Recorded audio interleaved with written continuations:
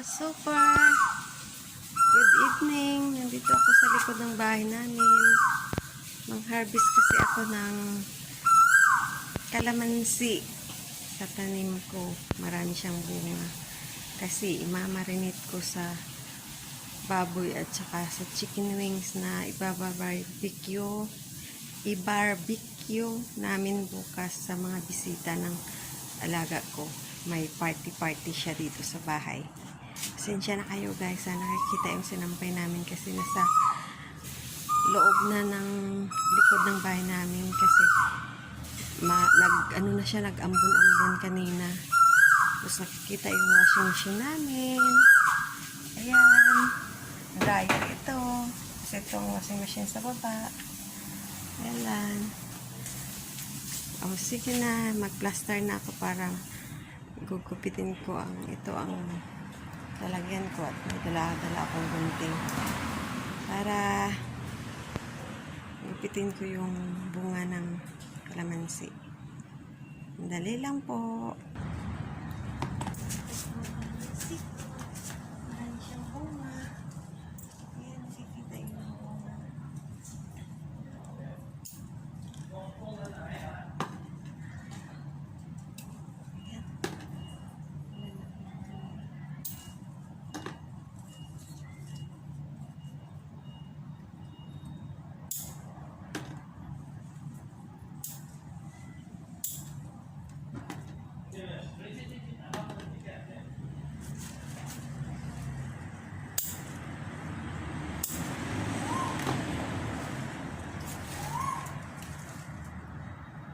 Yung ibang bunga guys, tumatago.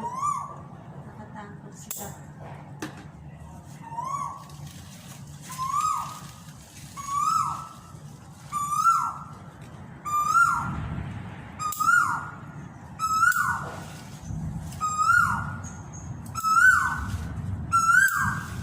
Ang ingay ng ibon.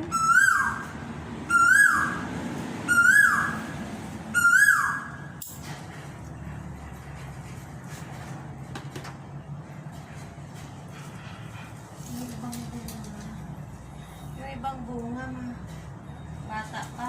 Hindi pa pwede kunin.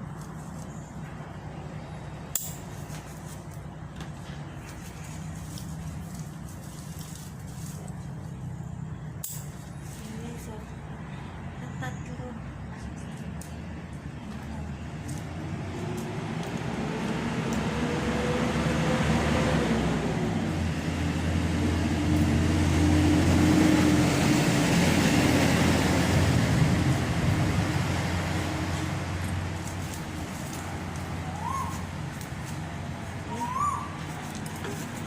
Natira guys, mga bata pa ito lang. Pero madami na to. Okay na to. Kasi more than enough na to na i-marinate sa ng alaga ko. Ang ingay ng ibon ako. Pag may iskupita lang ako dito, babarilin ko yan ng iskupita. Sa atin sa Pilipinas, namamaril kami noon ng ibon. Pumupunta kami sa Mapay Island. Namamaril kami doon ng bat, ng paniki. Ito ang likod ng bahay namin. Magulo siya. Pero yan, marami akong tanim dito. Ayan ang mga tanim ko. Ayan. May luya, may daon ng kamuti.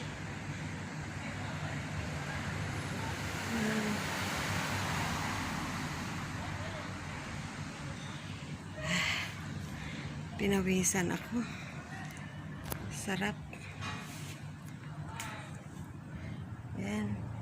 Ang katabing bahay namin banda doon. May party. Maraming bisita.